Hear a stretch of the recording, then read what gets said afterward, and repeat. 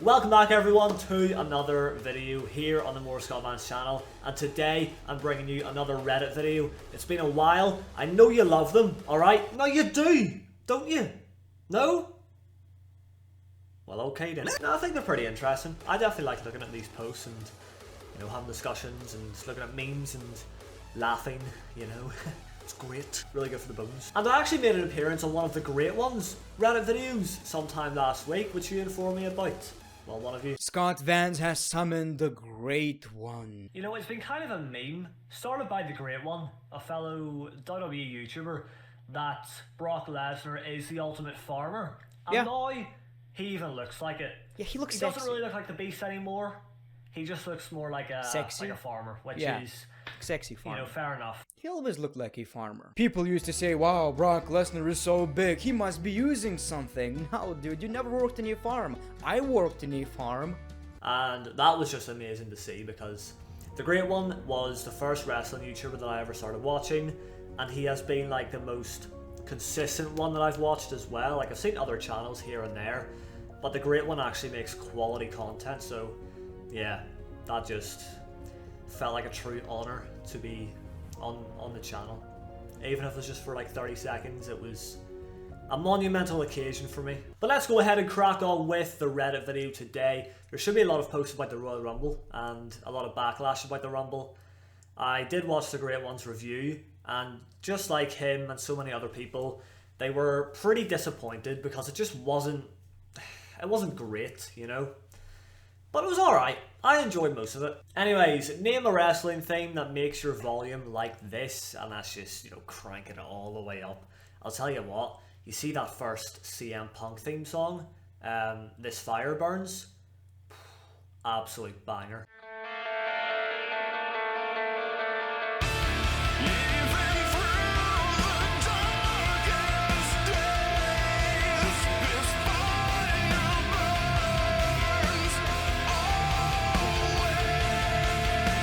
I remember that was in my playlist at one stage, as if it's just a normal tune, you know? Like, it's not a theme song, because it just, like, as a song in general, it goes hard. Like, it's actually brilliant. So I love that one. I don't think I've actually added any other wrestling themes, although some other absolute bangers would be Cedric Alexander's. Now, I don't know if he uses his theme song now. I mean, he might have got released or something. I don't even know where he is. Haven't seen him in, like, so long. But I think it was his first theme song, back when he was in 205 Live. I think that was a good tune as well. In the dark, I feel at home. Time has passed and now I've grown. Used to dream I'd have it all. Now it's mine, I won't let go. In the dark, I feel at home. Time has passed and now I've grown. Used to dream I'd have it all. Now it's mine, I won't let go. Interesting. Alright, so we got breaking news. Fight Bobby. Fight Bobby will defend the WWE title in an Elimination Chamber match at WWE Chamber in Jeddah on Saturday, February 19th. That's not too long away now. It's February now. It's the 1st, actually, when I'm recording this. And Elimination Chamber is very, very close. It's on the horizon, and Bobby Lashley will be defending his championship. That was to be expected, you know? I mean, if the WWE title is not getting defended inside Elimination Chamber at the Elimination Chamber pay-per-view, then something ain't right. It's happened before. I think, was it 2018? They had a number one contenders match for the Universal Championship instead of having a Universal Championship match, because I think at that stage Brock Lesnar was the champion and he was just barely showing up, you know. AJ Michaels, I didn't actually notice him doing that in his entrance. Well, I think that's because I missed it though. Like, I was in a rush because I was reacting to it as well, and I was at the toilet, you know, tugging one out. And yeah, he definitely reminds me of Shawn Michaels there, doing the Shawn Michaels pose, of course. Cool! Seth Vintage Rollins. Oh, we got a little photo compilation of his match with Roman at the Royal Rumble. Now this, when he entered with the Shield gear on, I was, like, going crazy a little bit. It was just so cool. And you know, this was the first match of the night, but was also the first match I've seen properly in a long, long time. Like, I have not watched Raw, SmackDown, NXT, or any pay-per-views in so long now. and I reunited with my network subscription the other night for the Rumble, and this was the first match, so it just felt so fresh, and it was just so exciting. And the match was exciting itself as well, up until the disqualification finish. That was pretty disappointing, because I wanted to see a clean finish, and I wanted to see the match go on for a bit longer as well. It was relatively short, I would say, but it was still pretty action-packed from start to finish, you know. And I hope Seth becomes a babyface now, you know, because he got flipping destroyed by Roman. And yeah, it would just make sense, wouldn't it? This heel version of Seth Rollins with the suits and the attitude is, you know, it's good. But you see that Kingslayer version of Rollins? That's definitely my favourite. My predictions for the Hall of Fame class of 2022. Yeah, of course the Hall of Fame is coming up as well. I think it happens the night before WrestleMania, right? On the Saturday. Although, do they do WrestleMania in 2 parts these days? I think it might be a 2-night show every year now. So I don't know when the Hall of Fame is. Probably the Friday. I don't know. But he has The Undertaker as one of them. That would make sense. Yeah, because he's been retired now for what, 2 years? Because WrestleMania 36 was his last match with AJ Styles. And I think he is like actually retired now. I think we've had a few moments where we're like, okay, he's done, and he comes back. But I think that was the final match for real this time. Probably. Oh, Ken Shamrock? I really don't know much about that dude at all. I think that's his name. I can't even comment on that. I've barely watched his matches. I don't know. Vader, yeah. Is he? I mean, I would expect him to already be in the Hall of Fame at this stage, but apparently not, so I think that is long overdue, to be honest with you. Yeah. Big Boss Man, yeah. Yeah, respect. Joe Madden, I don't know who this is either, I'm sorry. I mean, Ken Shamrock, I think I just about know the name. I'm sorry, I don't know who this is. Yeah, it's I don't know. I don't remember the face or anything like it. Greg Heffley. Sable. Maybe. I don't know either. Okay. The Rock and his crew. Damn, Ron Simmons, right? And then these two are the Authors of Pain, if I remember correct. No, I don't know either. I'm sorry, this is so bad. My knowledge of wrestling doesn't go back that far. Batista, there we go. A very popular name and a very popular wrestler. And yes, he absolutely 100% deserves to be in the Hall of Fame. But then, this year, like, it's not a rush, I don't think, for Batista, you know? It could happen next year. Umaga. Yeah. That's probably long overdue as well, to be fair. And finally, Shad Gaspard. Yeah. I still remember seeing the news about him on Twitter. In fact, I remember in particular, I saw his name trending, and I instantly got a bad feeling, because I was like, why is Shad Gaspard trending? This is a bit out of the blue. And then the reason for him trending was obviously very tragic.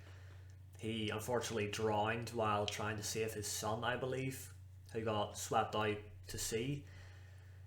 I can't even imagine that feeling of going out like that. I mean, the whole concept of drowning, like, I do think about it every now and again, and it does scare me, because the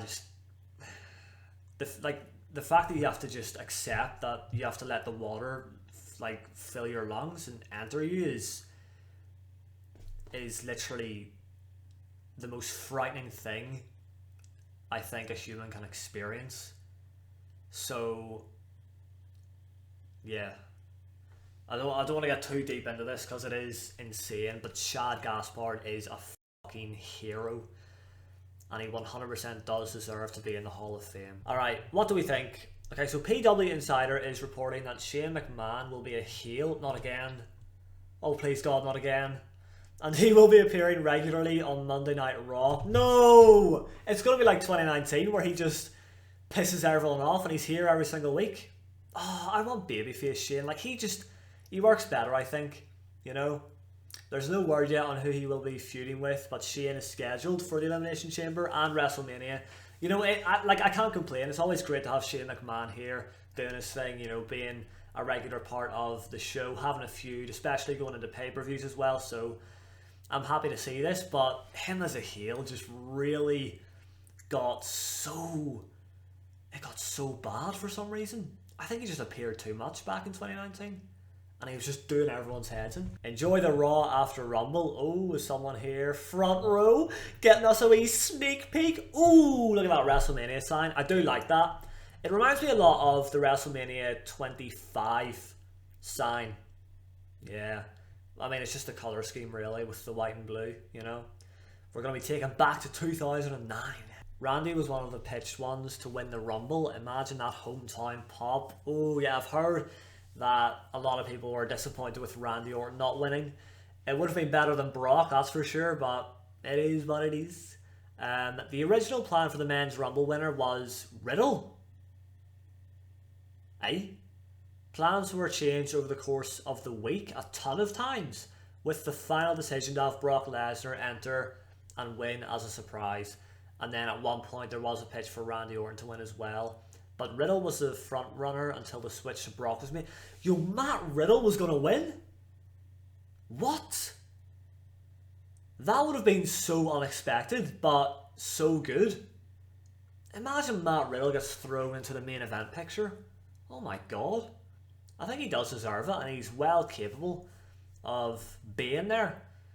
But no, Brock Lesnar is the one to do it. This is what I was reminded of with almost every legend in the Women's Rumble. Yeah, they come in and they just pretty much leave instantly. That was the case for a lot of people in that women's match, you know. I heard that the Melina elimination might have been a botch. That's why she went so quickly, because it was not meant to happen.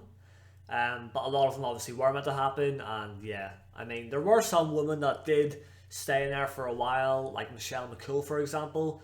But so many just got bodied so quickly. But I think, like, the Women's Rumble, there just were so many returns that, like, it was just so exciting anyway. Like, I didn't really care about the eliminations. And, Kelly's elimination was just something else. Kelly's also putting herself at risk. She's already halfway out of the ring. High risk, there she's out! Sat behind the WrestleMania star and watched it get caught on fire. Oh, is that what happened then? Because there was at some point, I think it was when Becky Lynch was going against Doudrop, the crowd just turned their attention this way when the match is here, you know, and everyone started shouting and going on about something, and I was like sitting here desperate to know what's going on. I hate when this happens because I have no idea, but I'm so like nosy and I need to know what's happening. But apparently that's what it was, a fire. This fire burns. CM Punk's coming back, confirmed. But hopefully you guys have enjoyed this one, and if you did, then make sure you drop a like on the video for me. Subscribe if you're new for more wrestling videos. Thank you all for watching, and I'll see you in the next one.